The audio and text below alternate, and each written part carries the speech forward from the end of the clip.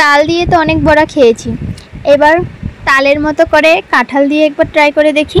তো আমাদের বাড়ির গাছেই একটা কাঁঠাল পেকেছিল, এই কাঁঠালটা দিয়ে আজকে বড়া করব। তো কাঁঠাল থেকে প্রথমে কিছুটা কুশ বের করে নিয়েছি, যতটুকু লাগবে আর কি ততটুকু পরিমাণ বুঝে কাঁঠালের কুশ নিয়ে নেব। তারপরে চেলে নেব, পরিমাণ বুঝে কাঁঠালের সমস্ত রস নিয়ে নিলাম। তারপরে চিনি, কিছুটা চালের গুঁড়া স্কিপ করে সুজিও দেওয়া যেতে পারে।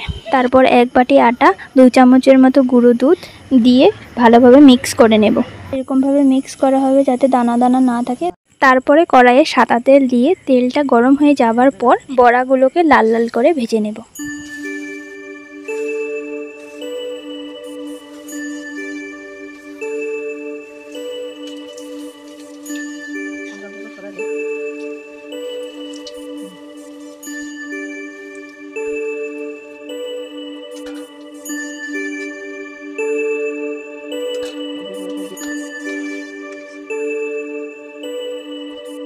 এভাবে করে সমস্ত বড়া আমাদের ভাজা হয়ে গেছে।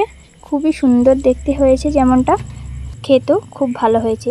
এই যে দেখুন, খুবই লোভনীয় দেখতে।